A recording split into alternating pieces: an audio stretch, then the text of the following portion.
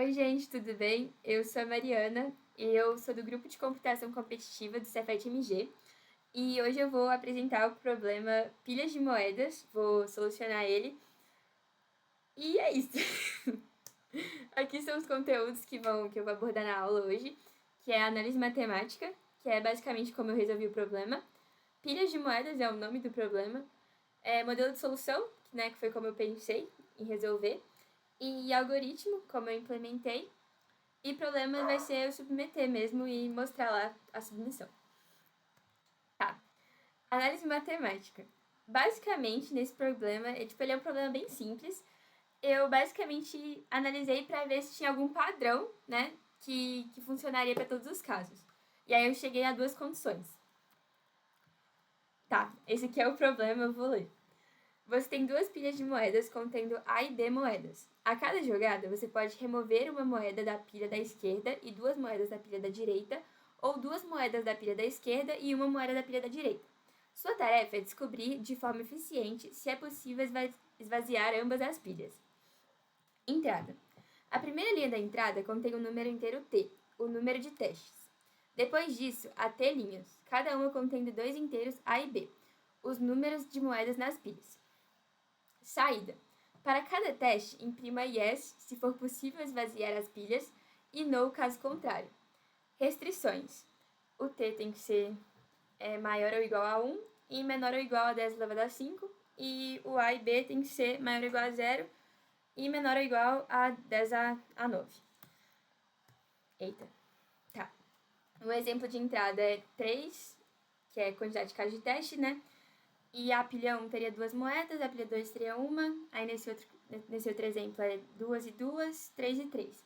E a saída seria yes, no, yes. Gente, aqui tá o modelo de solução, né, que é basicamente o que eu pensei para poder resolver esse problema. E aí eu comecei aqui falando o objetivo, né, que é verificar se é possível esvaziar as duas pilhas de moedas realizando apenas dois tipos de jogadas. E aí os tipos de jogadas são jogada do tipo 1, que remove uma moeda da pilha A e duas moedas da pilha B, ou jogada do tipo 2, que remove duas moedas da pilha A e uma moeda da pilha B. Com base nessas duas jogadas, a gente já consegue chegar em duas equações, que vai ser a nossa primeira condição. E para essas equações, eu coloquei aqui as incógnitas, que x vai ser o número de vezes que a pessoa faz a jogada do tipo 1, e y vai ser o número de vezes que faz a jogada do tipo 2. Aí é que a gente chega nisso, ó. O total de moedas removidas da pilha A e o total de moedas removidas da pilha B vai ser uma vezes x mais duas vezes y, porque x é o número de vezes que fazemos a jogada do tipo 1, que remove uma moeda da pilha A e duas da pilha B. Então, a cada vez que fizer uma jogada do tipo 1, vai tirar uma da pilha A. E a gente está querendo saber aqui o total de moedas removidas da pilha A nessa equação aqui. Então, uma vezes x, beleza. Mais duas vezes y, que é o número, a quantidade de jogadas do tipo 2, né? Que vai tirar duas moedas da pilha A, desculpa. E aí, isso aqui somando os dois, né? Somando a quantidade de vezes que você fez cada jogada, né? Cada movimento, você vai ter quantas moedas você retirou da pilha A no total. Beleza. A mesma coisa com a pilha B, só que inverte os valores aqui, porque na primeira jogada a gente retira 2 da pilha B, e na segunda jogada a gente retira 1 da pilha B. E aí, é basicamente essas equações. E aí, com isso, a gente soma elas e a gente chega aqui. Uma vez x mais duas vezes y, mais duas vezes x mais uma vez y, que é o que está aqui mesmo, é igual a A mais B. É só colocar uma em cima da outra e somar mesmo. Nisso, a gente chega aqui. 3x mais 3y é igual a A mais B. E colocando 3 em evidência, dá isso aqui.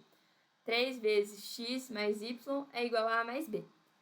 Com isso, a gente vê aqui que o número de jogadas, né, do tipo 1 mais o número de jogadas do tipo 2 vezes 3 é igual a A mais B. Tem que ser a mesma quantidade de moedas que tinha no início, somando as duas pilhas, né? E aí a gente chega à conclusão que tem que ser um múltiplo de 3, necessariamente, né? Por causa que 3 vezes a quantidade de jogadas é igual a A mais B. Aí A mais B mod 3, né, que é resto de divisão por 3, tem que ser igual a 0, um múltiplo de 3. Essa é a primeira condição do problema. A segunda condição seria que A tem que ser menor ou igual a 2 vezes B e B tem que ser menor ou igual a 2 vezes A, que é basicamente uma das pilhas não pode ter mais que o dobro de moedas da outra. Isso porque a cada jogada você tira 2 de uma e uma da outra necessariamente. Então, tipo, se você tiver um número muito discrepante, mesmo ele sendo múltiplo de 3, vai dar errado porque uma vai se esvaziar muito mais rápido que a outra. Então, não vai dar certo, entendeu? Tipo, se for 8 e 1, por exemplo. 8 e 1. Uma pilha tem 1 e a outra pilha tem 8. Somando vai dar 9, que é múltiplo de 3. Mas mesmo assim não tem como dar certo, porque a cada jogada você vai tirar 3 moedas no total. Então você vai tirar 2 de uma e uma da outra. Se você tirar 2 da que tem 8 e uma da que tem 1, a que tem 1 já vai esvaziar. Então não tem como você tirar mais alguma coisa dela depois. Então não daria certo o problema nessa questão.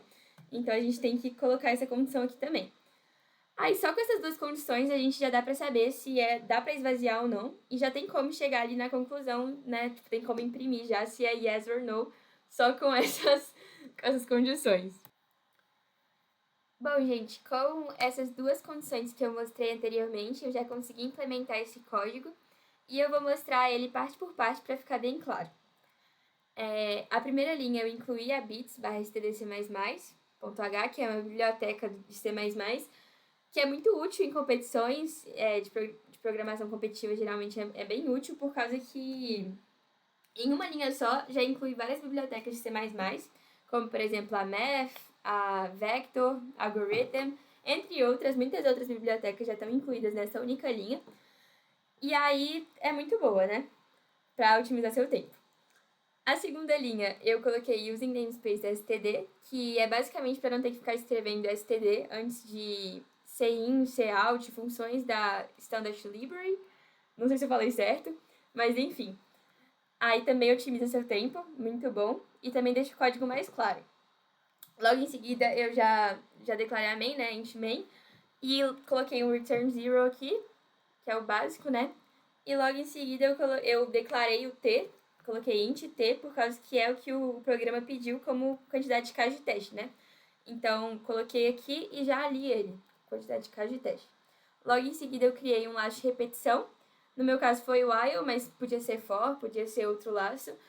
E eu fiz t menos menos por causa que aí o laço, o while, né, ele se repete várias vezes e vai dar falso aqui esse teste só quando t for 0. Então, por exemplo, quando der um c em t aqui e a quantidade de casos de teste for 3, vai entrar aqui, vai dar menos menos, aí vai ser 2, aí vai dar menos menos, vai ser 1. Só quando chegar a 0, vai parar de rodar o que está aqui dentro. Então, beleza. Primeiro caso de teste vai entrar aqui. Eu declarei A e B. C em A e B, que são as pilhas, né? A quantidade de moedas em cada pilha. E aí, if A mais B, if aqui, né? Uma condição. Se A mais B, que é a soma da quantidade de moedas em cada pilha, for dividido por 3, for múltiplo de 3, né? Dividido por 3, resto de divisão por 3 igual a 0, que significa que é múltiplo, como eu mostrei anteriormente. E aqui é um i, né? Também, tipo, para poder... Se as duas coisas forem verdadeiras, aí o if vai considerar como verdadeiro, né? Então, aqui, se for múltiplo de 3 e se A for menor ou igual a 2 vezes B, que tem que ser menor ou igual ao dobro, né? Da outra variável, e B for menor ou igual a 2 vezes A, entra aqui nessa condição, né? Entra nesse... Como fala? Nesse escopo, né? E imprime cout yes, né? Imprime yes, por causa que vai ser verdadeira as condições e vai poder esvaziar ao mesmo tempo. E aí vai imprimir yes e /n para quebrar a linha. E aí eu coloquei aqui o else, né? Que é o se não, tipo, se isso aqui não for verdadeiro, vai imprimir no, por causa que aí não vai ter como esvaziar as duas pilhas ao mesmo tempo. E é basicamente isso o código, acho que deu para explicar direitinho. E é um código bem simples, né? 15 linhas, e acho que deu pra entender basicamente como funciona. É isso, gente. Gente, aqui tá o link do problema para quem quiser submeter ele, né? Testar lá na plataforma. Eu vou mostrar aí, eu vou mandar também submeter lá, e aí vamos ver se vai aceitar, né? Gente, eu abri aqui o CSS e eu já selecionei o arquivo. Aqui tá, né? o que é pra fazer. Eita. Aqui tá, né, a task tá em inglês, mas é a mesma. E aqui, submit pra mandar, né? Eu vou selecionar aqui de novo, porque como eu saí da página, tirou.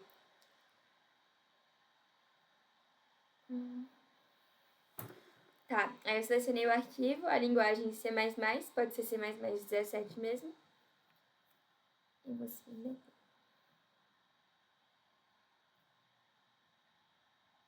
Aceitou. E aí é isso. Bom, gente, essa aí foi a aula. Eu consegui, né, implementar o problema e mostrar pra vocês o problema pilha de moedas. E é isso, queria pedir pra vocês seguirem o GCC no Instagram, no YouTube, para poder receber mais vídeos de programação competitiva.